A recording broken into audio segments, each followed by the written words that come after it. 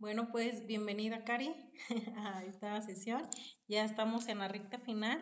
El día de hoy vamos a ver lo que es la neuroeducación. Hemos estado viendo estas últimas semanas los tres factores que son importantes dentro del aprendizaje, dentro de la enseñanza-aprendizaje. Y yo les había comentado que todo esto se engloba en lo que es la neuroeducación, en lo cognitivo, en lo emocional y lo motivacional, que es una parte bien importante, ¿no? Y es lo que vimos la semana pasada, todo lo que tiene que ver o todos estos factores emocionales. Los vimos por separado y ahora los vamos a ver ya en conjunto. Vamos a ver qué es la neuroeducación, qué factores tiene, cuáles son sus herramientas, de dónde me puedo agarrar y por qué es importante saber hoy en día sobre este tema. Y bueno, pues una, porque es una nueva herramienta, ¿no? Es como una nueva metodología.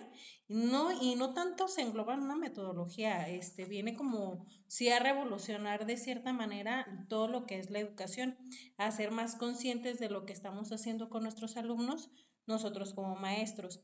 Y desde la ciencia, ¿no? O sea, cómo realmente aprende el cerebro, cómo lo podemos mantener con esa atención, cómo lo podemos mantener motivado a los alumnos, cómo podemos hacer como ese ambiente de aprendizaje que sea sano y que realmente les agrade a los alumnos, porque era algo que anteriormente pues las personas o los maestros de cierta manera no se preocupaban, ¿no? O sea, era ir a dar las clases, a lo mejor sí tener una que otra metodología innovadora, alguna estrategia, alguna técnica que pudiera ayudar a lo que era todo su función académica para los alumnos.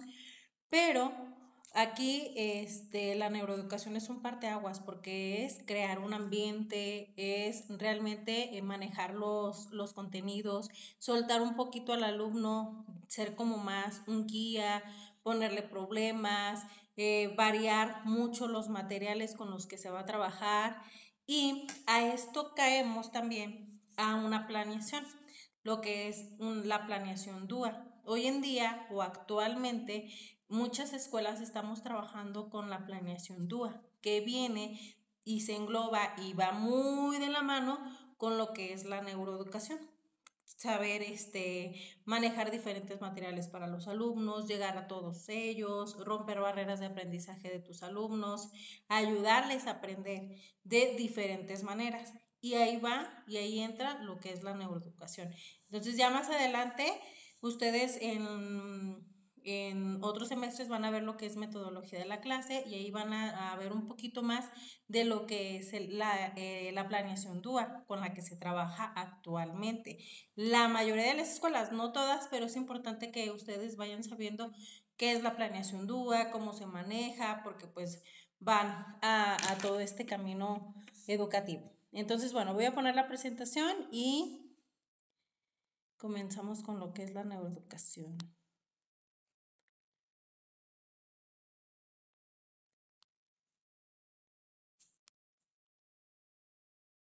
Ya ustedes habían visto un, unas diapositivas que yo ya había dejado desde el principio, pero venía muy cortito, o sea, la información realmente no era tan grande. A ver, dame tantito. Vamos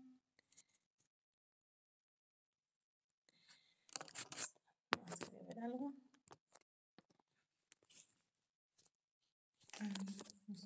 Esto.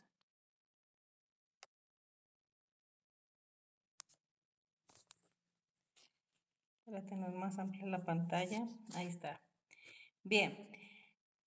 La neuroeducación, también denominada la neurodidáctica y denominada neuroeducación, puede definirse como una disciplina puente entre la neurología y las ciencias de la educación, en la que la psicología educativa tiene un papel clave.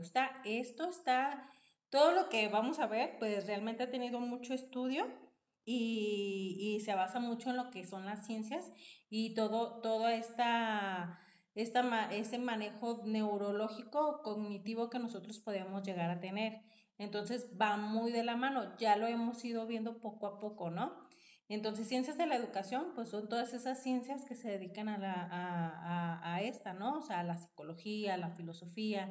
Ya habíamos visto que hay muchas ciencias que se encargan de todo lo que es la educación. Entonces, todas esas ciencias van de la mano con la neurología, con este estudio del cerebro, de cómo funciona, cómo aprendemos, por qué se guarda cierta información o por qué no. Entonces, todo esto nosotros hemos venido estudiando y recae aquí, en lo que es la neuroeducación. Y entonces, bueno, pues se trata de este desarrollo científico en el que se quiere aunar los conocimientos que tenemos acerca de cómo funciona el cerebro, cosa que también nosotros ya vimos, ¿no? Cómo funciona, cómo son sus receptores, cómo se pasa la información y todo ese proceso que hace el cerebro. Entonces, bueno, pues aquí todo este funcionamiento que tiene el cerebro o este conocimiento que se sabe que tiene el cerebro, se acerca a los procesos educativos sobre el terreno, o sea, de cómo aprendemos. Normalmente en el ámbito en el que se centra la neuroeducación es la educación y en ámbitos escolares y académicos. Y esto hace que la educación pues sea muy funcional para todos, tanto para el docente como para los alumnos. Vamos a ver algunos factores que intervienen dentro de la neuroeducación. Entre ellas, la primera es la plasticidad cerebral y la neurogénesis. Dentro de esto nos hablaba hace poquito que vimos todo lo que es el cerebro. Nosotros veíamos que se pueden renovar algunas neuronas, que no es tan fácil tampoco y que estas tienen un tiempo de vida muy largo. Entonces hay factores obviamente que hacen que recaigan y que se vayan muriendo algunas neuronas, pero nosotros con ciertos ejercicios y cositas repetitivas que podemos llegar a tener, se puede generar o se pueden regenerar ciertas neuronas. Entonces aquí nos explica que la plasticidad cerebral ha sido uno de los descubrimientos más relevantes en el campo de la neurociencia. El cerebro es plástico, es decir, tiene una gran capacidad de adaptación durante toda la vida. Además es capaz de crear constantemente nuevas neuronas y conexiones entre ellas si se le provee de la estimulación adecuada. Esto también ya nosotros lo habíamos visto, ¿no?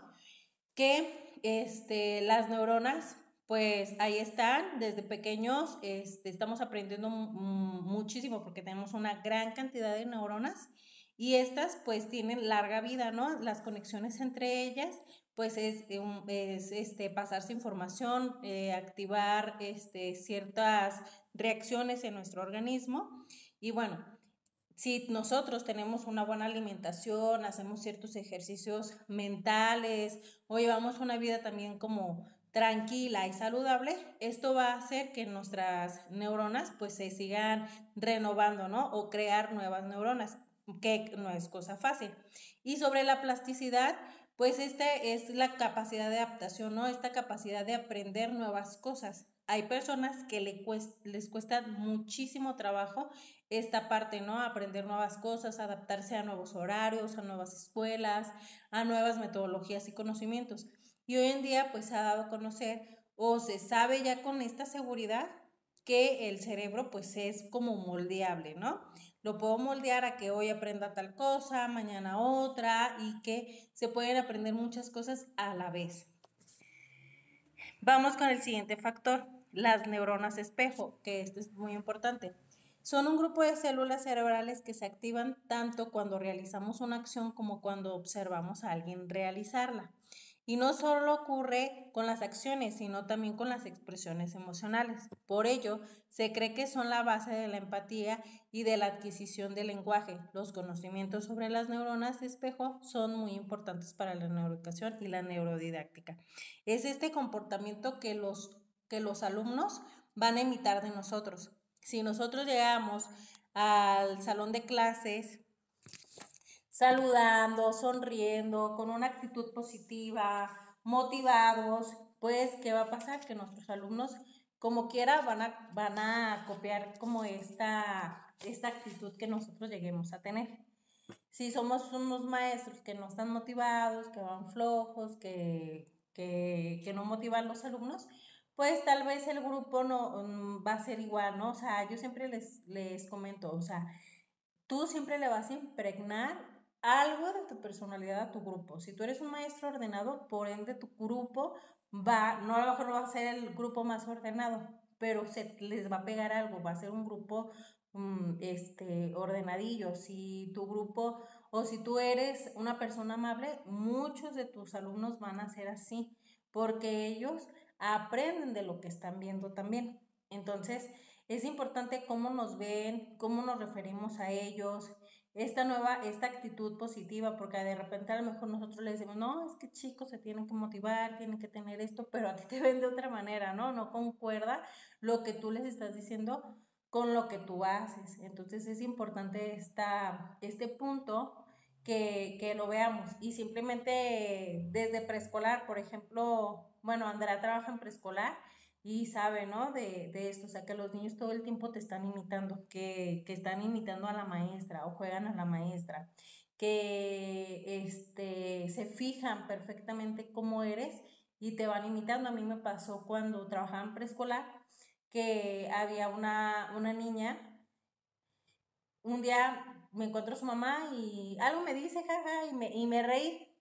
Y lo me dije, ay, mira, nada más, dice, ya sé de dónde sacó esta Grecia, se llamaba la niña, esa risa, dice, la otra vez se empezó a ver como raro, como gente adulta, dice, y dice, se parece a la risa que tú, así como tú lo hiciste, dice, entonces, dice, es que diario está jugando a la maestra, diario dice que ella es la maestra Ale y que no sé qué, y así, ¿no? Entonces nos copian todo, todo, todo. Desde la risa, la forma en la que hablamos, si eres amable, si no eres amable, si tienes una actitud como medio pasiva, muchos van a ser así. Entonces, tenemos que ser conscientes de ser como un poquito más activos, o motivar un poco más a los alumnos, ser amables con ellos, ser empáticos, para que el grupo reaccione a nuestra conducta, ¿ok? Entonces, eso son lo que son las neuronas espejo. Dentro de las emociones y el aprendizaje, bueno, ya vimos nosotros también anteriormente que son súper importantes dentro del aprendizaje, ¿no? Y también para crear un ambiente positivo dentro de él, que es otra parte, ¿no? Importante, crear este ambiente emocional o este ambiente seguro dentro del salón. Esto va a ser, pues, obviamente, que los niños tengan seguridad, que aprendan, que se puedan expresar como son realmente sin temor a equivocarse, sin temor a que los regañen o que se burlen de ellos, ¿no? Entonces, este ambiente que nosotros podamos crear, este lugar seguro para ellos, pues hace que el aprendizaje sea pues adecuado y sea formativo realmente para ellos. Entonces, bueno, dentro de las emociones interactúan con los procesos cognitivos, por ello una parte de la neuroeducación se refiere a manejar las emociones para que no solo interfieran, sino que beneficien el proceso de aprendizaje. Se pretende enseñar a los niños a ser conscientes de sus sentimientos y tomar el control de estos y de su conducta. Es importante que aprendan a reconocer cuando están enfadados, tristes y poder manejar estas emociones. Además, al, además un alto nivel de estrés dificulta el aprendizaje. Por ello, es importante crear un buen clima de aprendizaje sin estrés y enseñarles a manejar la ansiedad. Veíamos también en el video que les mandé la otra vez de las emociones, de alfabetización emocional, nos mencionaba la exponente, ¿no? Que la educación o lo que es el aprendizaje es totalmente emocional. Entonces, por ejemplo, nos comentaba de una canción que ya el hecho de tener una canción agradable ya hace que me motive, que me guste, crea una emoción dentro de mí y hace que el aprendizaje sea más sencillo. Y ella decía que con una canción se había aprendido ciertos conocimientos y que hasta la fecha no se le habían olvidado, porque fue algo que le gustó, fue algo que le agradó, que la música o la canción fue muy fácil para ella aprenderlo, que hasta la fecha pues no se le había olvidado, ¿no? Entonces es algo que nosotros tenemos que manejar. cosas que emocionen a los niños, que les agrade, que los rete de esta manera positiva para que esto sea 100% emocional, ¿no? O sea, que active esta emoción de querer aprender, este gusto o esta satisfacción de ir viendo su proceso. Entonces, bueno, pero no solo gestionar las emociones negativas nos ayuda a mejorar nuestro rendimiento académico, sino que se sabe también que el aprendizaje de material que evoque emociones aprenderá mejor y será permanente.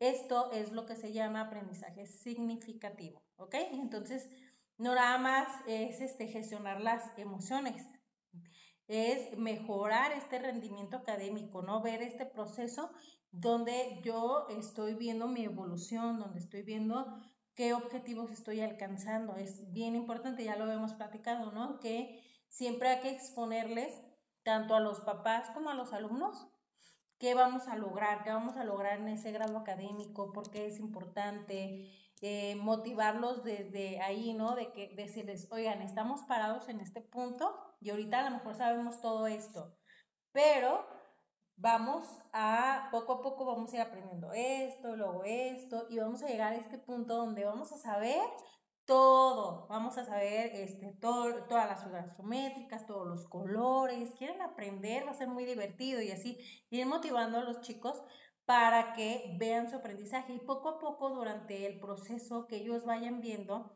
qué avances han tenido, porque luego nos enfocamos en que los papás vean su avance, ¿no? Ay, tiene 10, tiene 8, ay, no le fue muy bien esto, pero no nos encargamos de hacerles saber a los niños que han tenido avance, que son el punto más importante, ¿no? Ellos tienen que saber cuál es su avance, cómo van, si lo hicieron bien, si les falta mejorar, todo eso hay que enfocarlo a ellos. Entonces sí es importante que ellos vayan viendo, ¿no? Estamos parados en este punto, ya avanzamos. ¿Se acuerdan cuando vimos esto y les costó trabajo? Y ahorita ya lo saben súper bien, ¿verdad? O sea, la suma, las restas, cositas que ellos les involucra un poquito de reto y crea esta emoción, ¿no? Esta emoción donde ellos tengan este gusto por aprender, sobre todo, ¿no? Es que lo que más tenemos que enfocarnos, ¿no? Que les guste aprender, que sea fácil el aprendizaje para ellos, que si hay un error o me equivoco o hoy no lo pude lograr, pero mañana sí, centrarlos en eso, en que no es una competencia, que no vamos a competir con el compañero, que no vamos a ver quién es mejor, no nos vamos a enfocar en eso, sino que la competencia es con nosotros mismos, que si hoy logré hacer la suma solo, pues mañana voy a lograr hacerlo mejor, a lo mejor más rápido, y la competencia es conmigo mismo, ser mejor que el día anterior. Entonces, enfocarlos en eso y no enfocarlos a que ellos estén compitiendo entre ellos, ¿ok? Que de repente se crea, ¿no? Sienta competitividad dentro del salón, pero es como hacer lo más mínimo posible, que la competencia sea con ellos mismos y que no crean de, yo soy mejor que tú o fulanito es el más listo, yo no. No, o sea, quitar ya todas esas palabras dentro del salón de clases. Entonces, tener nuevas técnicas, trabajar con diferentes materiales para motivar a los alumnos, el material que sea diverso, que sepa o que sea fácil de manipular para ellos, eso les gusta también. Entonces, eso es lo que hace que ellos aprendan con más facilidad y que caigan en ese gusto, ¿no? Dentro del siguiente factor que vamos a ver, habla de lo que es la dislexia y los trastornos de aprendizaje. Dentro de esto o dentro de lo que es el aprendizaje, encontramos varias barreras, ¿no? O sea, que tanto tienen los niños como yo como maestro, como docente, les puedo poner estas barreras de aprendizaje. Por ejemplo, un niño que tenga alguna situación emocional, y yo no estoy enterada, ¿no? Porque no manejo buena comunicación con los padres de familia, o lo noto raro, pero no comento nada, ¿no? O sea, yo estoy creando una barrera de aprendizaje para él, porque a lo mejor noté que andaba raro, que anda gruñón, que algo, pero no le tomo importancia. Entonces, pues no estoy ayudando al buen desarrollo de este niño. O por ejemplo, o no hacemos caso, ¿no? De repente de que es que no veo desde acá. Ah, no, sí, ¿cómo no ves ahí? A ver, yo me puse aquí, sí se ve. Entonces, no ves ahí, a ver, cámbiate de este lugar. Entonces, hacerles como variar las opciones. A veces sí los niños son como de repente, porque se quieren cambiar de lugar, si quieren estar en movimiento, de repente echan una que otra mentirilla, pero siempre pues creerles, ¿no? Ya después como ver si es verdad o no, o estarlos checando, tenerlos en constante observación por ciertas cuestiones, desde cómo agarran el lápiz, si se están comiendo alguna letra, porque de repente es que es normal. Dentro de un periodo es normal, ¿no? Y sobre todo cuando están en adquisición de lectoescritura, pudiera ser normal.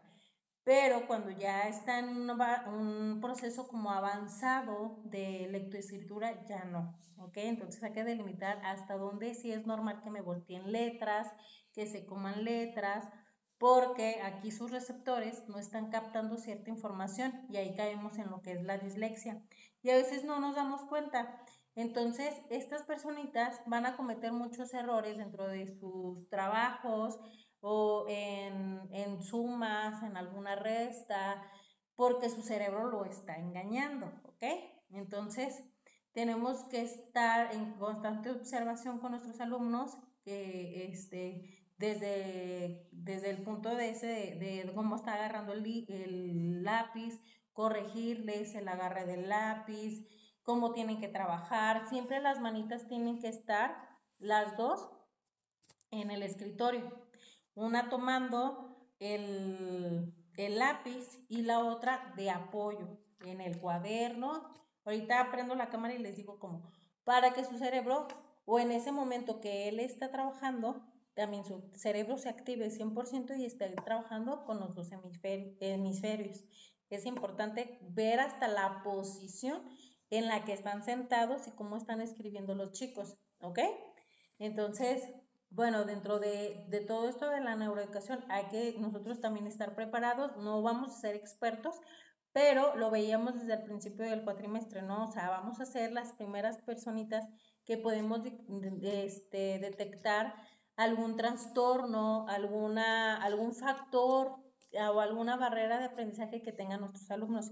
Y debemos de ser el apoyo para ellos, ¿no? No perjudicarlos. Entonces, bien, bueno, dentro de los avances en trastornos de aprendizaje nos permite no solo aportarles a estos niños un apoyo personalizado, sino ofrecerles las mejores herramientas para que superen sus dificultades, ¿ok? Entonces, ofrecerles y prepararnos para ayudarles, ¿no? O sea, que el conocimiento llegue con ellos, a lo mejor va a ser de una manera diferente, pero como les comento, o sea, tenerlos en constante observación, a ver por qué fulanito no pudo lograrlo, se le dificulta, o ya vamos en tal parte de tal contenido y nomás no logra avanzar, y irlo comentando, ¿no? Entonces sí le ayudan, entonces decir, bueno, a ver, no avanza de esta manera, se lo voy a cambiar o le voy a bajar el nivel a ver si así ya empieza a avanzar, o sea, hacer modificaciones, que eso en tu planeación siempre lo vas a tener que hacer. Siempre vas a tener que poner ahí una modificación con algún niño y detectarlos. Entonces, esto es para ayudarles, para romper estas barreras de aprendizaje. Vamos con el siguiente factor. Tanto la experiencia como la genética nos influyen. Aquí pues ya veíamos también eso, miren, ya casi todo lo hemos visto, si se fijan, lo que veíamos de la crianza y lo que veíamos de la genética, lo vimos y recae aquí. Entonces, bueno, dentro de lo que veíamos de esto es que anteriormente pues se creía que era como que todo lo que, como éramos o nuestra personalidad pues caía en lo que era la genética, y luego ahí como que se armaba como cierto conflicto porque otras personas creían que era la crianza y cositas así. Hoy en día se sabe que tanto la crianza como la genética están involucrados en cómo nosotros nos movemos, ¿no? Cómo es nuestra personalidad o cómo nos desarrollamos ante la sociedad. Cuando vimos este tema también veíamos ciertos ejemplos y digamos que a lo mejor con tus hermanos simplemente, ¿no? O sea, son de la misma mamá, del mismo papá, los educaron igual, les dieron el mismo amor, la misma atención. Sin embargo, si son tres, son cuatro hermanos, cada uno es súper diferente. A lo mejor de repente pueden caer en muchas cosas en las que sean iguales o en muchos gustos, pero de repente, pum, ¿no? O sea, hay algo ahí, siempre hay un factor el cual se hace la diferencia. Entonces es a partir de lo que es la crianza y la genética. Y todavía no se me acaba el tiempo, ¿verdad, chicas? ¿No? Ah, ok. Bien, entonces, bueno, nos dice aquí que desde casi los inicios de la psicología había un debate muy fuerte acerca de lo que se debe a nuestra experiencia o a nuestra genética, lo que les acaba de comentar, ¿no? Y que ya habíamos visto. Hoy la mayoría de los expertos coinciden que en ambas cosas son fundamentales para nuestro desarrollo. La genética va a sentar bases de nuestras habilidades y capacidades, pero la experiencia va a actuar sobre ello. Los niños puede que tengan una serie de capacidades más o menos instauradas, que se les da de mejor, que se les dé mejor una cosa que otra, pero esto es algo que siempre se puede entrenar y modificar.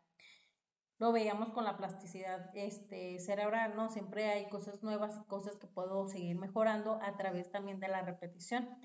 En otros campos de investigación se aplica a la educación, son el entrenamiento en razonamiento, mejorar la memoria de trabajo, la consolidación de la memoria, recuperación de recuerdos y tratamientos para problemas de aprendizaje. Lo que veíamos sobre la plasticidad cerebral, pues se ve aquí. Entonces, nuestras habilidades y todos nuestros conocimientos, pues se pueden ir moldeando, ¿no? Y puede ser, obviamente, a través de ciertas estrategias y ciertos procesos.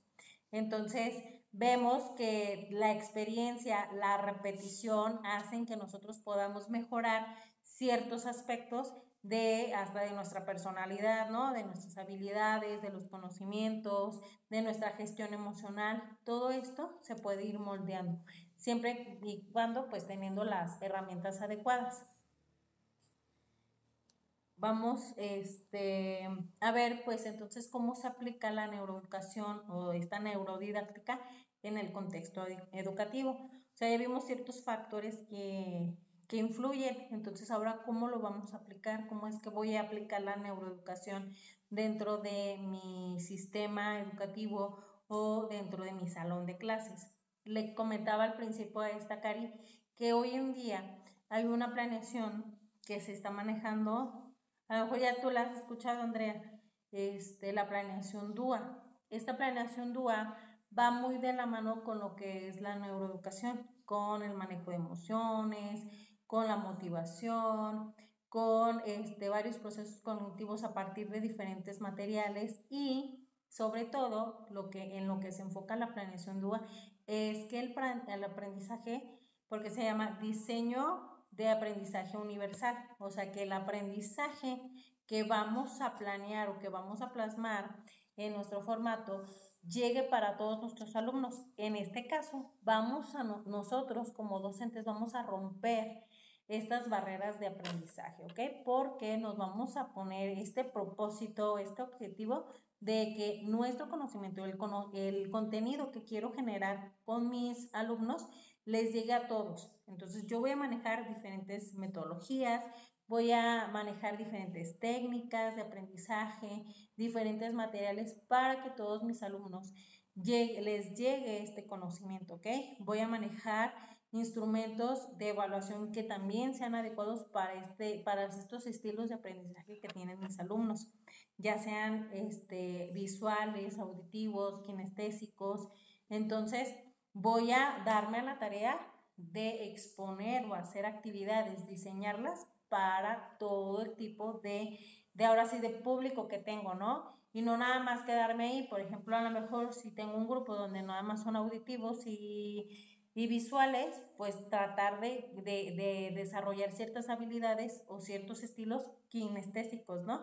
O sea, no es nada más, pues son auditivos, qué chido, entonces nada más me enfoco en auditivo, auditivo, auditivo. No, si son auditivos, ok, ya tienen esas habilidades, entonces vamos a desarrollar las habilidades visuales o vamos a desarrollar habilidades kinestésicas. Es bien importante esa parte porque de repente es como que, sabes el estilo de aprendizaje y punto, ¿no? Y entonces enfócate en ese. No nada más es enfocarnos en ese, sino desarrollarles los tres a los alumnos. Ese es un reto. Bien, entonces, bueno, lo básico es que no se limiten a recibir pasivamente la información, sino que la manipulen, que participen activamente en su elaboración. Aquí, por ejemplo, vamos a desarrollar, como les decía, o sea, como diferentes estrategias, diferentes metodologías. Dentro de las metodologías que ustedes ya conocen, vayan agarrando lo que más les agrade. No hay que casarnos con una sola, sino manejar diferentes metodologías para, pues, tanto para nuestro beneficio como para los alumnos. A ver. Bien, vamos a crear un clima emocional positivo en el aula. Ya lo habíamos comentado, ¿no? Que es súper importante. Una de las cosas importantes también es decorar nuestro salón, que sea un lugar agradable, desde también las reglas que se manejan dentro del aula, que sean unas reglas que los niños las capten, que los niños las respeten, que nosotros como docentes también las respetemos, ¿no? Porque somos parte de.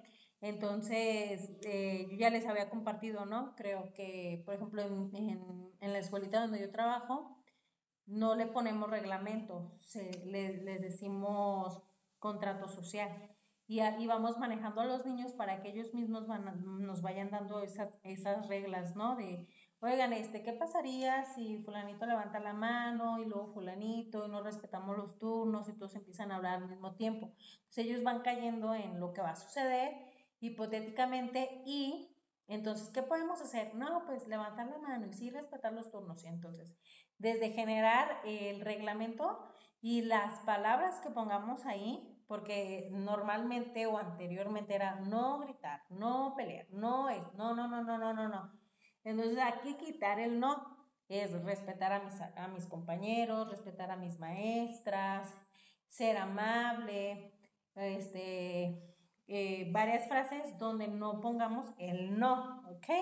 Y que sea como algo agradable para ellos. Y este contrato social también es un compromiso que ellos están haciendo, ¿no? Porque ellos lo están generando, ellos están siendo partícipes de. Entonces, de ahí nosotros vamos a crear un ambiente de aprendizaje donde ellos estén seguros, donde ellos se puedan desarrollar a partir de nuestras reglas, ¿no? Una de las que yo tengo es no vamos a decir nada negativo a nuestros compañeros. Siempre o todo lo que queramos, comentarios que le queramos hacer a algún compañero, lo vamos a manejar de la mejor manera hacia un lado positivo, ¿no? Entonces no nos vamos a burlar de que, ay, tú lo estás haciendo mal, así no era, la maestra dijo que era de esta otra forma, mira maestra, ¿cómo lo está haciendo, no? Como esa gestión, porque siempre lo hacen, ¿no? O sea, como siempre evidenciar al otro. Entonces, yo lo que les digo que si ellos detectan que algún compañero se está equivocando o lo está haciendo mal, pues que le digan, ¿no? Oye, que así no dijo la maestra, mira, es así. O sea, tratar de ayudarle, no tratar de evidenciarlo y de cierta manera como burlarse de. Entonces, sí ser conscientes de eso y irlos manejando a que ellos dentro de su vocabulario utilicen ciertas palabras de amabilidad, ¿no? Gracias, me puedes prestar, de repente se arrebatan las cosas, es que yo lo quería, es que yo esto, y para qué tienes la boca, utilízala, cómo se piden las cosas, o sea, irlos manejando de esta forma para crear este ambiente de aprendizaje entre ellos también de una manera muy respetuosa, tanto con el docente, con sus compañeros, entre ellos, es bien importante porque no es lo mismo trabajar en un salón de clases donde los niños se saben comportar, respetan las reglas, son amables, no se pelean, se ayudan, pues hace que el aprendizaje sea más rápido, ¿no? O sea, hasta tus tiempos. que a lo mejor les sobre tiempo para jugar, para hacer una dinámica divertida, para ciertas cuestiones, ¿no? En cambio de trabajar con un grupo que a lo mejor te llega a ser problema, que se pelean entre ellos, que nada más están entre chismes, pues también, ¿no? Se alarga el tiempo o que no quieren trabajar, que sean perezosos. Todo esto influye, entonces es algo que nosotros tenemos que atacar desde el primer día de clases, desde nuestro reglamento. Entonces, bueno, aquí vamos en este factor que dice crear un clima emocional positivo en el aula, nos dice, es importante que los maestros y educadores fomenten un clima positivo en el aula, donde se muestren cercanos y empáticos con sus alumnos. Es necesario que controlen su expresión emocional para que ésta sea positiva y así contagiar a sus alumnos. Como les decía, ¿no? Como lo que veíamos en lo que son las neuronas espejos.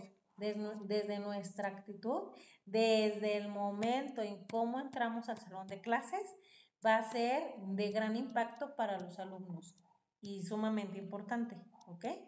Pues hay que checar cómo lo estamos haciendo o cómo lo vamos a llegar a hacer.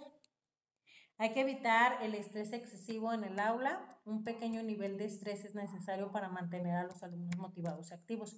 Como crear ciertos retos, como esa tensión de a lo mejor de manera positiva del tiempo, de ponerles ciertos, por ejemplo, yo cuando manejaba quinto grado, siempre nos sobraba como 10 5 minutos antes para salir al recreo.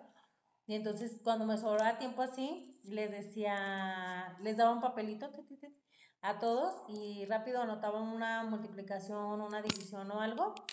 Y era de contéstenla. Y el que vaya contestando se va saliendo, ¿qué? No, o sea, y rapidísimo se ponía, ¿no? Y pues se generaba como medio estrés por el tiempo, pero no es un estrés donde los niños estén realmente ofuscados, estresados de una manera negativa, sino que los emociona y los reta y los presiona el tiempo de que, ay, ya me quiero liberar, ¿no? Ya quiero salir a jugar. Entonces, iban entregando rapidísimo sus papelitos y era algo así, ¿no? Algo parecido. Entonces, generar estos momentos donde a lo mejor les va a crear un reto y les va a crear cierto estrés, pero es un estrés como satisfactorio también, ¿no? De que lo puedan lograr, de que lograron trabajar con esa presión, es lo ideal. Entonces, y pues los va a tener motivados. Entonces, bueno, porque pues si los estresamos de que ándeles, de que el tiempo, de que esto, ¿cómo puede ser posible?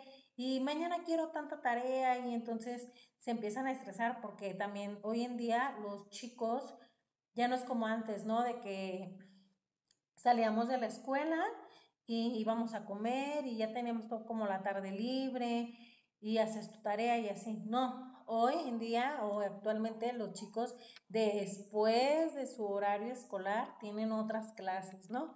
Ya sea natación, fútbol, ballet o tengan que hacer algo, no sé, yo tengo chicos que van a Kumor. Yo aparte también, por ejemplo, en las tardes doy clases de robótica y pues me doy cuenta, ¿no? De que cuando llego y les doy la clase de robótica, ya andan cansados porque ya todo el día tuvieron clase. Me tocaba ir con unos niños de que después de mi clase todavía tenían clase desde tenis. O toda la semana, ¿no? Siempre tenían una clase diferente durante la semana, que de tenis, que de básquetbol, que la de natación, la de piano, la de no sé qué. Entonces, toda la semana tenían siempre una actividad por la tarde. Entonces nunca tenían como un día totalmente libre, más que su fin de semana. Entonces, imagínate el grado de estrés que pueden llegar a tener, ¿no? Que pueden llegar a manejar estos chicos cuando nosotros generamos muchísima tarea o les dejamos muchos trabajos extras o los delimitamos con el tiempo de que no, lo quiero para mañana. No, o sea, ser conscientes de eso, ¿no? Y no generarles este estrés a los alumnos porque pues se va creando un estrés negativo, ¿no? Y estas emociones que se crean a través de esto, pues no es beneficioso para los alumnos, o sea, al final no van a aprender o van a terminar haciendo el trabajo por hacerlo, no van a disfrutar el proceso, que es algo que nosotros queremos, que disfruten el proceso, que les guste cómo están aprendiendo o crear sus materiales, si van a hacer una exposición, que se motiven a hacerla. Ah, es que voy a poner esto, voy a presentar esto otro, y que tengan el tiempo suficiente para hacerlo. También cuando tenía más bien quinto grado, este, ahí se centra, lo que es la materia de español, se centra mucho en ¿cómo se puede decir? En escritos, sobre todo como en escritos, en que los chicos sepan manejar diferentes escritos y que lo sepan hacer, ensayos, reseñas, crónicas, investigaciones, cositas así, pero que lo hagan bien, ¿no? Porque se maneja mucho el tema de adverbios, de conectores y cositas así. Lo que yo hacía, por ejemplo, era de lunes a jueves trabajábamos con lo que era el tema, pero desde el lunes les iba diciendo, vamos a ver lo que es la noticia. Y al final, el jueves van a generar ustedes una noticia de tarea y la vamos a exponer los viernes. Entonces siempre manejábamos esto, ¿no? Entonces yo los preparaba por ejemplo, como me quedaba a veces en club de tareas, yo los veía, ¿no? Cómo hacían la tarea, o, es que le quiero poner esto y le quiero poner lo otro, o hasta la presentación cuando exponían ya fuera su ensayo, su novela, su cuento, porque hacíamos como muchos textos, cómo lo hacían, cómo se originaban y cómo había papás que se acercaban a mí.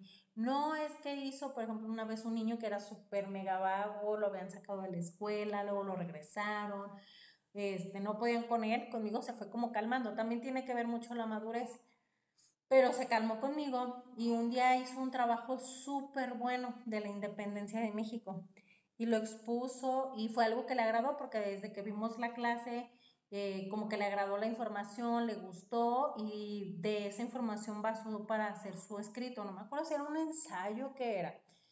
Pero lo expuso y su mamá y su hermana estaban bien sorprendidas, ¿no? De todo lo que él ya sabía sobre ese tema y se les hacía como raro porque no era tan motivado pues en este aspecto del manejo de información o de querer él transmitir lo que él ya sabía. Entonces va desde ahí, o sea, desde cómo demos la información, qué materiales manejemos, cómo vayamos motivando a nuestros alumnos y el tiempo que les estemos dando para desarrollar ellos sus propias actividades, les va a ir agradando, ¿no? Y les gusta y aprender entre ellos y que los soltemos. Entonces, es un punto muy importante. Dentro de estos proyectos que podemos generar o los proyectos el aprendizaje basado en proyectos, también con los chicos de preescolar se puede manejar muy bien.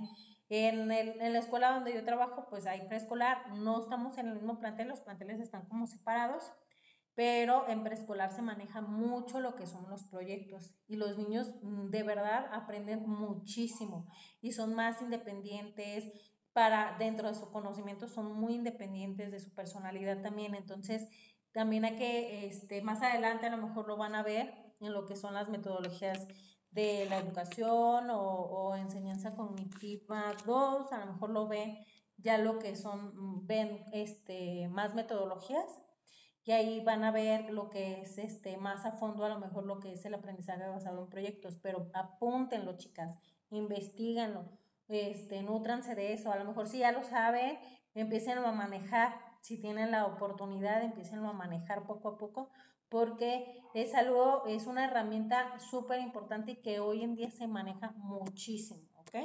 Y es algo que a veces como docentes nos da miedito, ay, crear un proyecto y cómo le hago y esto y el otro, entonces anímense a crear cosas diferentes. Entonces, bueno, a ver, viene esta pequeña imagen que nos habla, ¿no? Como un poquito de una manera resumida de lo que es la neuroeducación en el aula, que tenemos algo muy importante que hay que tener es el juego, ¿no? Este sistema de recompensa, el juego lo podemos utilizar de muchísimas maneras, como recompensa o también de aprendizaje, ¿no? Para el juego, pues es eso, es aprender, entonces utilízalo a tu favor. Dentro de estas estrategias se encuentra la gamificación, que es aprender jugando también o crear materiales donde los niños los puedan manipular, pero creyendo que están jugando y a la vez obviamente están aprendiendo. Entonces, crear este ambiente de aprendizaje seguro, positivo, crear juegos, este sistema de recompensa de, ay, vamos a jugar ahorcado y les voy a dar una paletita a los que esto. Y así, ¿no? Hoy pura carita feliz, o sea, no siempre caer en lo conductual, ¿se acuerdan de estas recompensas? Pero esa satisfacción también emocional de haberlo logrado. Entonces, crear este ambiente de emoción, de motivación, visualización, de imaginación, de creatividad, de que ellos puedan crear cosas nuevas, de darles esa libertad, de que hagan sus trabajos, sus presentaciones, como ellos lo crean, ¿no? O sea, como ellos mejor les parezca, obviamente orientarlos. Nosotros siempre vamos a hacer una guía, no sé, como tú quieras y ya.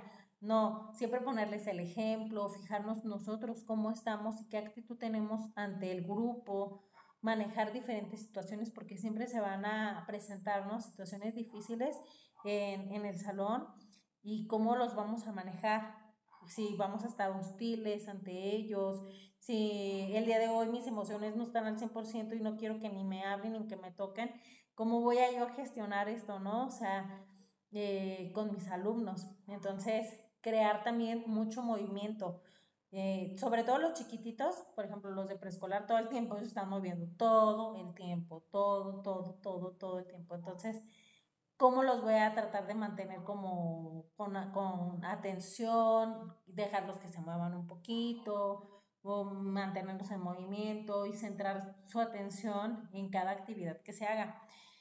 Estas 2 semanas, ya desde hace 2 semanas en mi escuela ya habíamos salido de vacaciones, pero se generaron unos cursos de verano. Y los cursos, pues estuvimos en los 3 planteles, los maestros que quisimos dar cursos, tanto en primaria y en los 2 planteles de preescolar, estuvimos yendo. Pero yo trabajé 3 años en preescolar y ya de ahí ya tengo como casi 5 años en primaria. Entonces dije, no, no, no, no, no, Dios santo con los de preescolar, o sea, perdí como la magia de estar con los de preescolar y cómo se mueven y cómo hablan todo el tiempo y no, no, no, no, lo energético que son. Entonces, es bien cansado, ¿no? O sea, es bien cansado que te quieren todo decir, que te quieren abrazar, que te piden mucho de ti. Entonces, los de preescolar, o sea, mis respetos para todos los maestros de preescolar.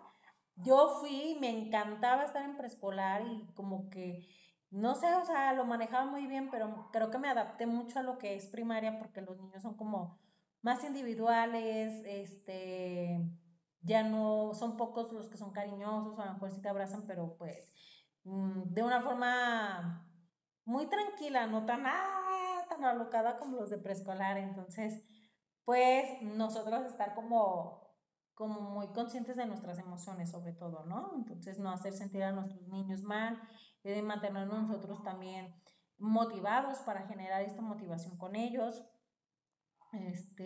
Ahí dice mentalidad fija, mentalidad de crecimiento, tanto nosotros como ellos, ¿no? Ponerles objetivos, enseñarles que siempre hay algo nuevo que aprender, que siempre hay algo nuevo, que más bien algo que siempre tenemos que mejorar. Entonces, toda esta gestión que nosotros generemos en ellos, pues va a crear todo este clima emocional positivo. Dentro de algunas estrategias que pudiéramos tener es trabajar con los proyectos basados en el aprendizaje basado en proyectos, el peer turning, o sea, trabajar en parejas, generar preguntas que a ellos les genere reto, a ver qué vimos ayer y qué aprendieron y cómo se hace esto y qué era la noticia y qué factores tiene la noticia y cuáles son o sea, siempre generar toda la información que tú les has dado, luego así como vamos a hacer hoy una dinámica de preguntas y el que les voy a dar puntos y así, entonces eso los va motivando, ¿no? Y también los fuerza a ir recordando la información que han visto.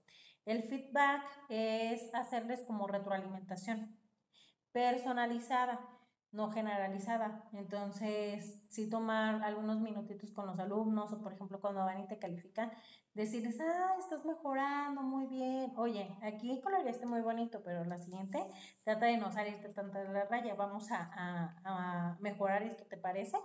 Y así, o sea, generar este pequeño comentario o este comentario crítico, pero de manera positiva, ¿ok? Y donde ellos también vayan viendo su avance. Yo a veces lo que hago es, mira qué bonita letra y así, ¿no? A ver, vamos a ver las primeras actividades de tu cuaderno.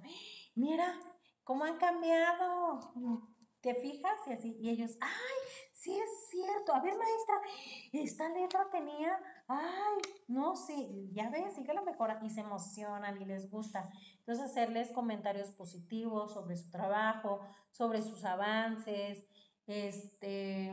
si todavía hay que mejorar ciertas cositas, sí hacérselo saber, hay que mejorar la letra. A ver, acuérdate cómo lo hicimos, a ver, y aquí lo hiciste bien, mira acá.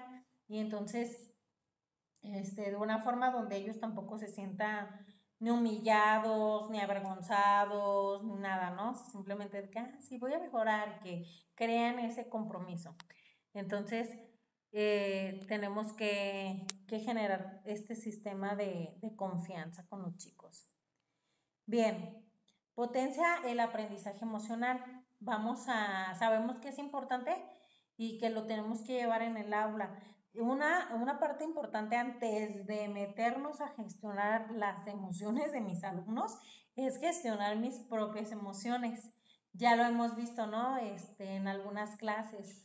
Yo tengo que ser consciente de lo que estoy sintiendo, de mis emociones, de lo que me hace falta mejorar, porque lo quiero mejorar, de mis metas, de mis retos, de esta personalidad mía y trabajarla con ella, ¿no? Hacer cosas para mí que a mí me gusten. O sea, es un trabajo personal bien importante que uno como docente tiene que hacer. Dentro de los webinars que, por ejemplo, ustedes vieron el primero, bueno, no sé si a lo mejor se dieron la oportunidad de ver el otro, son tres, yo vi dos, el tercero la verdad no lo he visto, pero en el segundo webinar de alfabetización emocional habla de las emociones del maestro. Entonces lo importante que es que un maestro pues que gestione bien sus emociones, que se conozca a sí mismo y este trabajo, este crecimiento personal que nosotros podemos llegar a tener. Entonces es importante que lo generemos. Ya ven que les había recomendado este libro de El camino del artista.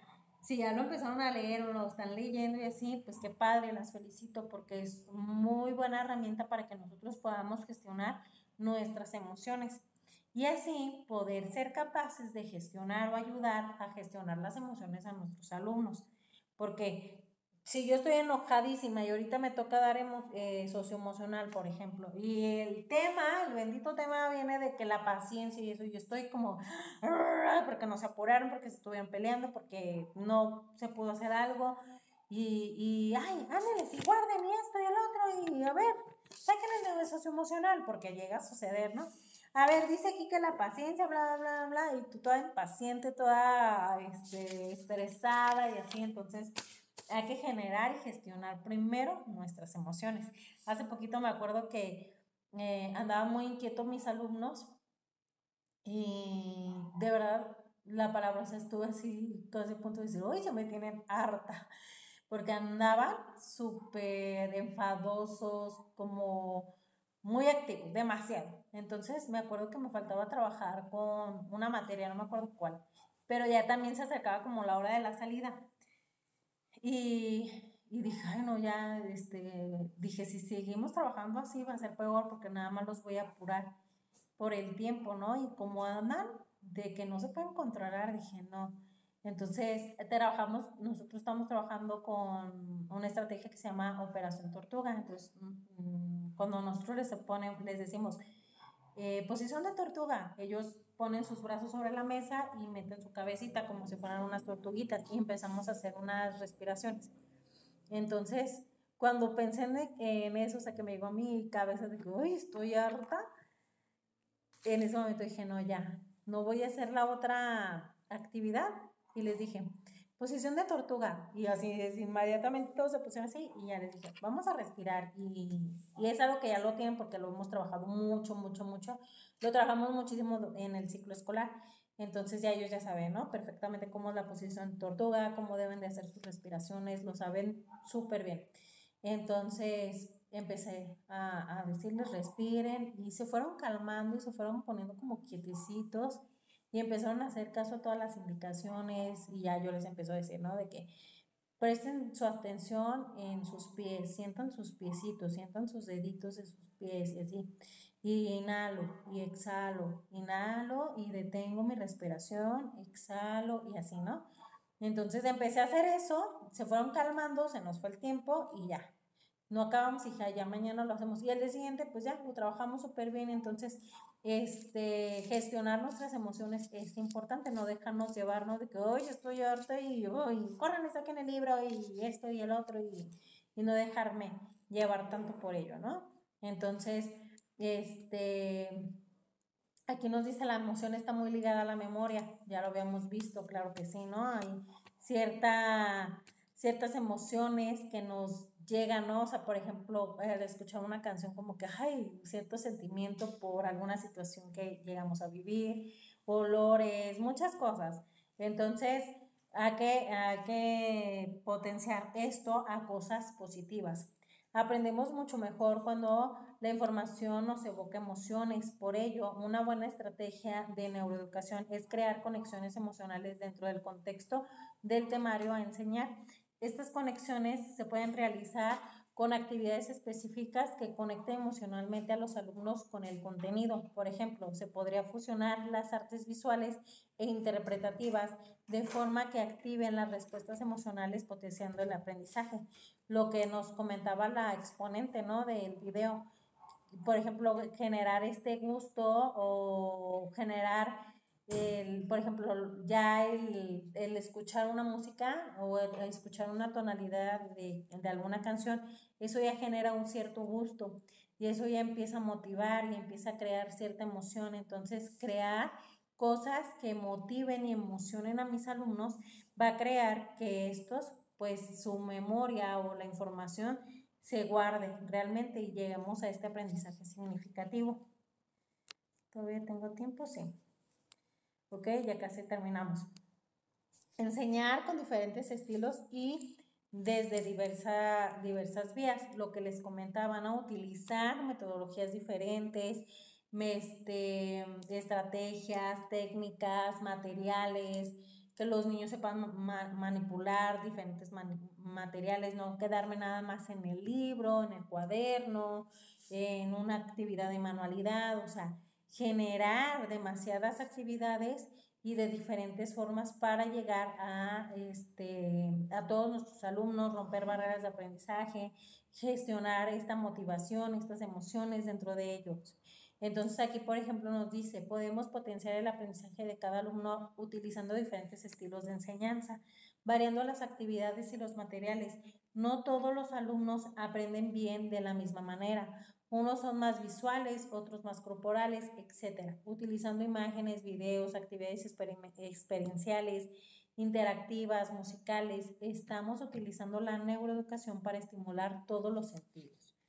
Así, se aprenderá de forma más integral, beneficiando a todos los tipos de alumnos, lo que les comentaba hace poquito, ¿no? O sea, no hay que enfocarnos nada más a los auditivos, a los visuales, sino desarrollar todas esas habilidades que a muchos les hace falta o mantener esas habilidades que ya tienen. Entonces es importante que conozcamos diferentes metodologías y tomemos lo mejor de cada una, ¿no? O de ciertas herramientas, de ciertas estrategias, de materiales, que no nos casemos nada más con una, o esta porque ya la conozco y la manejo mega bien, pues con esta me caso y con esta me quedo.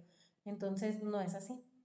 Hay que manejar diferentes porque vamos a tener diferentes estilos de aprendizaje en el salón y la idea es llegar a todos.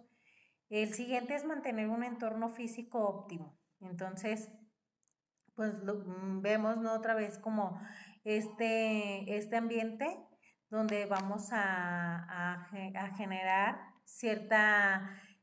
también cierto movimiento, ¿no? Que era importante, como hace ratito les decía, como los de preescolar que se mueven todo el tiempo, no se pueden estar como, o no atienden, ¿no? Tampoco como a la primera, en primaria es como respetan más las reglas, o saben cómo comportarse en preescolar, como que todavía les cuesta mucho trabajo. Entonces, bueno, aquí Los alumnos aprenden mejor en determinados ambientes físicos, cambiarlos, ¿no? No todo el tiempo estar en el aula. Tenemos una gran capacidad visual y somos mejores atendiendo estímulos novedosos que de otro tipo. Por ello, aportando la estructura del aula una dinámica de cambio va a ayudar a que los alumnos atiendan mejor. El cambio, en cambio, el orden y la belleza, integrándolo en cada unidad de aprendizaje, va a beneficiar su aprendizaje. Una música tranquila de fondo también puede ayudar a los alumnos a concentrarse, a relajarse y a sentirse cómodos. Una iluminación lo más natural posible también contribuye a mantener un espacio óptimo de aprendizaje. La oscuridad en el aula y las luces fluorescentes que aportan una iluminación artificial no es lo más adecuado. Siempre llevar como una iluminación como más natural, que el aula esté iluminada, donde vas a poner como a lo mejor tu biblioteca o libros donde ellos puedan tomarlos fácilmente, la decoración de tu aula, no manejar todo el tiempo los conocimientos o los contenidos ahí, ¿no? De repente, vámonos a la biblioteca, vámonos al patio, vámonos a otra parte, ¿no? De la escuela, tenerlos como en ese movimiento, o de repente yo les decía, o no sé si ya les había comentado, de repente tú eres la maestra titular y vas a tener a tus alumnos toda la jornada, ¿no? A lo mejor ese día no tienen ninguna clase especial. Te toca estar con ellos desde que inician hasta el cierre, ¿no? A lo mejor no hay una clase de inglés que te pueda así como dar chance, o de educación física, o computación, de repente se manejan muchas otras clases donde tú a lo mejor ya te puedes hasta despejar un poquito del grupo y ellos de ti y cambian de lugar, ¿no? Pero hay veces que no, que les toca toda la jornada contigo, entonces pues hay que manejar diferentes dinámicas, tenerlos en movimiento, tratar de entonces que no sea todo el conocimiento dentro del aula. Y sí, dentro de nuestro salón pues manejar diferentes espacios.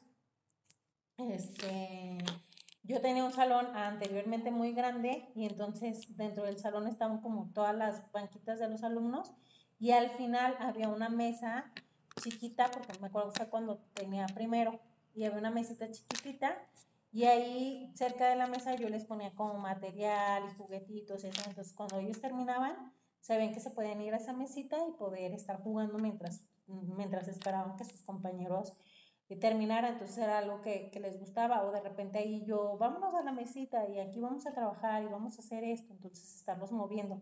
Y en esa parte también me acuerdo que les tenía como muchas láminas de lo que íbamos viendo, entonces de repente en sus tiempos ellos solitos se iban y veían las láminas y leían lo que veían o les ponía mapas y ahí estaba, ¿no? Ay, mira este país y esto, y entre ellos se preguntaban, a ver, ¿cuál es este país? Y se lo tapaban y ya, entre ellos adivinaban. Entonces gestionaban también cierta información y cierto aprendizaje entre ellos. Entonces estaba muy padre. Entonces gestionen muy bien cómo van a decorar su salón, no nada más que, ay, que se vea bonito y listo, sino que sea también una estrategia para ti, donde ellos les motive también, o que se quieran informar de eso que tienes ahí pegado en la pared, ¿ok? Y 6, llevo a cabo la repetición pero de formas diferentes. Ya también habíamos visto que el cerebro aprende a partir de la repetición. Si yo repito constantemente algo, cada vez voy a ser mejor. Pero aquí la idea es de formas diferentes, no siempre lo voy a hacer de la misma manera. Ejemplo, las tablas de multiplicar, que es algo que se tiene que estar repitiendo para que los alumnos puedan alcanzar esos conocimientos o se les quede grabado, ¿no? Pero ¿cómo lo vamos a hacer? Diario de la misma manera, diario escrito en el cuaderno va a ser una forma muy aburrida y no lo van a aprender. O va a ser más difícil, va a ser más tedioso. Entonces podemos generar juegos, podemos generar actividades diferentes donde sean de rompecabezas, de dibujo, de competencia, o sea, generar, o sea, todos los días vamos a ver las tablas de multiplicar, pero de diferente forma. Entonces esto les va a motivar y va a hacer que les guste y que sí o sí se las aprendan. Entonces, así con todos los conocimientos vamos a tratar de que si va a ser repetitivo el mismo tema, por ejemplo, durante toda la semana, no lo vamos a ver de la misma forma. Un día lo vamos a cambiar, un día lo van a exponer ellos, otro día lo vamos a ver en el libro, otro día vamos a investigar, otro día lo vamos a ver en un video y así irle cambiando. Entonces, sin embargo, si el material a aprender es repetitivo de la misma manera, puede ser extremadamente aburrido para los alumnos. Por ello, una buena estrategia de neuroeducación es que la repetición de material se haga de diferentes formas y desde una variedad de actividades y experiencias. De esta manera podrán manipular la información desde diferentes modalidades. Aquí un punto clave es experiencias, que los niños experimenten, vivan la situación, ¿ok? Entonces, aquí, ¿cómo lo podemos trabajar? Muchísimo es con el aprendizaje basado en proyectos, donde ellos viven la experiencia, crean el conocimiento de ellos solitos. Entonces está padre, hay que vivir la experiencia. Yo, por ejemplo, les digo a los chicos de dinámica de grupos, tienen que vivir la experiencia, tienen que saber manejar una dinámica para que cuando ustedes la pongan en práctica sepan qué se siente, cómo se va a manejar. Hay que vivir primero la experiencia o por ejemplo, me acuerdo mucho que eso mismo nos lo decía una maestra en puericultura, que nos ponía a hacer dibujitos y tú vas generando esos trabajos de manualidad que hacen los niños, nos decían, los tienen que hacer ustedes para que descubran qué dificultades se va a enfrentar ese alumno al hacer la bolita de papel de China y el pegarlo, para que sepan qué dificultad, vivan la experiencia ustedes también, para que pues también generar esa empatía de ya sé que se siente o ya sé que es frustrante tener las manos pegajosas y que va a haber niños que, ay, con eso se me van a trabar, o otros lo van a hacer muy limpio. Entonces hay que vivir y hacerlos que vivan esas experiencias de aprendizaje. Ay, se me cambió.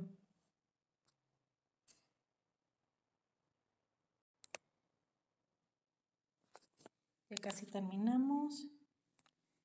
¿Qué horas son? Ay, permíteme un momento. 3 minutos, ok.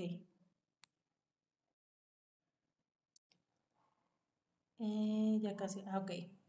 Creo que aquí vamos en el 5, ¿no? Sí. Ok, el siguiente es potencia el aprendizaje significativo.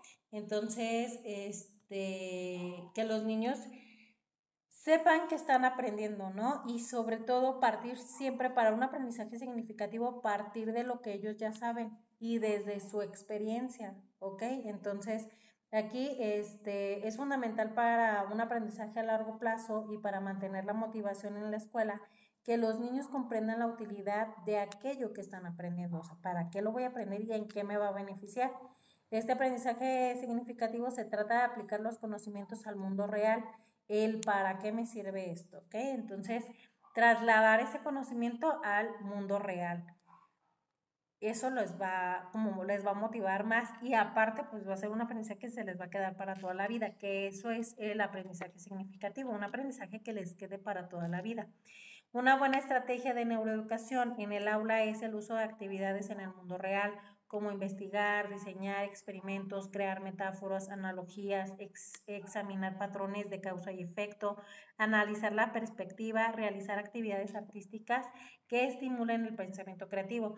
También las excursiones, eso ayudaría muchísimo, que experimenten ciertas vivencias, ¿no?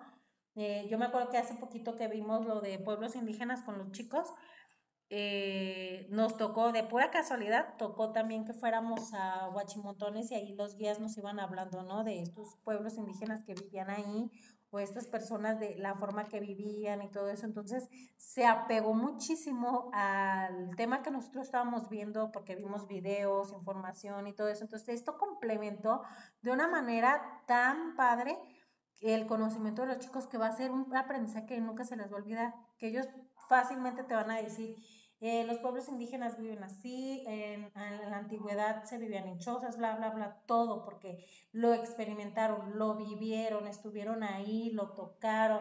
Entonces, eso hace que el aprendizaje sea más enriquecedor para ellos. Y por último, el feedback, que hace un momento lo veíamos, que eso es esta retroalimentación. Aquí nos dice que es esencial en la neuroeducación y en el proceso de aprendizaje dar retroalimentación, es decir, que se ha hecho bien y que se puede mejorar. Es básico orientar el aprendizaje. No solo vale componer una nota numérica en los exámenes o remarcar los errores en rojo. Que hoy en día, bueno, no sé, en algunas escuelas, por lo menos donde yo he estado trabajando, ya no se califica con rojo, es azul, hasta rosa, azul, verde, otros colores menos el rojo. Yo tengo jamás, creo que desde mi experiencia como maestra, nunca he utilizado el color rojo, y las taches menos, jamás pongo taches. Les marco el error con una rayita, aquí estás mal, checa cuál fue tu error y vuelvo a intentar, ¿no? Es como lo que yo les digo. No nada más, tache, ya estás mal, tienes un error, pero ¿cuál fue mi error? O sea, no se dan cuenta ellos de cuál fue ese error y no tienen un aprendizaje real. Entonces siempre hay que, mira, aquí nos equivocamos, corrígelo. Chécalo y corrígelo. Entonces ya de repente, sí, aquí me falló. De repente va a haber niños de que, es que no lo entendí. Entonces ya les ayudas, ¿no? Y estás ahí para ellos. Pero que sí se den cuenta de que pues nos equivocamos y que no pasa nada. Y por último, vamos a ver estas 5 aportaciones de la neurociencia para mejorar las clases. Empieza con algo provocador, algo que los emocione, algo que los haga reflexionar, ¿no? Entonces esto puede ser una frase, una imagen o una reflexión que que no los deje indiferentes, que les cause como cierta duda, que les provoque, que los rete. La siguiente es conecta con la vida de tus alumnos. Presenta problemas que les afecten y hazlo de forma que lo vean interesantes, que, yo también viví eso, o eso a mí también me está pasando, ¿no? Conectar con ellos. Haz que quieran que y puedan hablar, crear un clima en el que no exista el miedo a expresarse y deja un espacio para que se construyan sus argumentos, dejarlos que ellos expresen libremente, orientarlos para ello y dejar que todos participen, ¿no? Introduce incongruencias, el mundo está lleno de ellas. Usa las contradicciones, novedad, sorpresa, desconcierto e incertidumbre. ¿Qué pasaría si, no? Siempre crear respuestas hipotéticas con ellos. Entonces eso pues les va a ayudar a caer en cosas razonables y cosas lógicas y ser más críticos. Y evita la ansiedad, reduce la presión y no pongas en evidencia a tus alumnos. Nadie aprende así. No evidenciarlos, no caer como pues en ese estrés, ¿no? Y aquí, por último, ya vienen algunos mitos de la neuroeducación. ¿Todavía tenemos tiempito? ¿Ya? Ok. Igual les subo el PDF, ya era lo último que nos faltaba. Entonces, aquí, como les decía al principio, pues ya se engloba toda esta tres factores que veíamos nosotros: lo cognitivo, lo emocional y lo motivacional. Y les decía, aquí en lo que es la neuroeducación, pues ya se enfoca los tres factores que ya habíamos visto, los vimos por separado, ¿no? Todos los procesos cognitivos, los emocionales, los motivacionales, y se engloban en todo esto que es la neuroeducación. A lo mejor ustedes, pues ya creo que todos lo sabían, ¿no? O sea, muchas cosas fueron muy familiares ahorita al ver como ya lo que es la neuroeducación y cómo se puede ir trabajando, que a lo mejor en este caso tú que ya trabajas con niños y ya tienes cierta experiencia, Andrea, pues posiblemente dices, yo ya lo hago o yo ya lo practico. Entonces, si lo haces ya, qué padre, ¿no? Y ahorita entonces lo vas a hacer a lo mejor con un poquito más de conciencia de lo que estás haciendo. estás trabajando bajo la neuroeducación o estoy trabajando bajo las metodologías activas o así, ¿no? O sea, como ya enfocar más lo que estás haciendo y cómo lo estás haciendo con tus alumnos. Entonces, bueno, pues esto es la neuroeducación, se los di porque pues termina, engloba, realmente no viene en el temario que ustedes deben de conocer, pero se presta con los temas que habíamos visto y aparte es algo que viene, o sea, que está sonando mucho, mucho, mucho. Ya tiene mucho tiempo, pero pues está como llegando un poquito más fuerte aquí en lo que es México y como le decía Cari hace ratito, ahorita muchas escuelas están trabajando con la planeación DUA y esta planeación DUA que estamos trabajando varias escuelas se apega mucho a lo que es la neuroeducación y viene mucha raíz, viene de ahí. Entonces va a ser también factores o conocimientos que ustedes más adelante en su proceso educativo pues lo van a ver. Y pues ya en su experiencia laboral pues les va a servir muchísimo todo este aprendizaje. No sé si tengas alguna duda, algún comentario. ¿Todo quedó claro?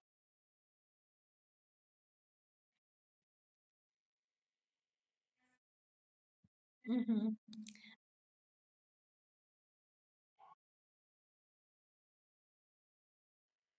Ah, no te apures.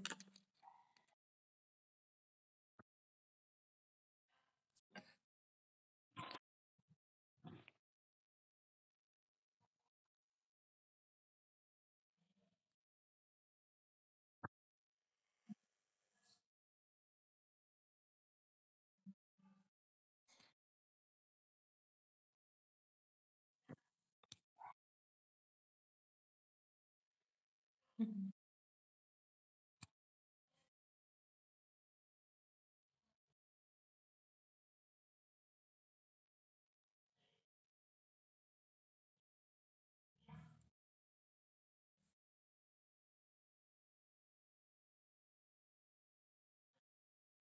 Sí, y es para eso, o sea, realmente eso es no dejarlo ahí, ¿no? Como conocimiento, sino realmente hacer algo con él. Entonces me da mucho gusto que te haya gustado y que aparte impactó tanto que lo compartiste, entonces súper bien. Qué padre, me da mucho gusto. Y bueno, pues nada, sería todo por el día de hoy. Si no hay dudas ni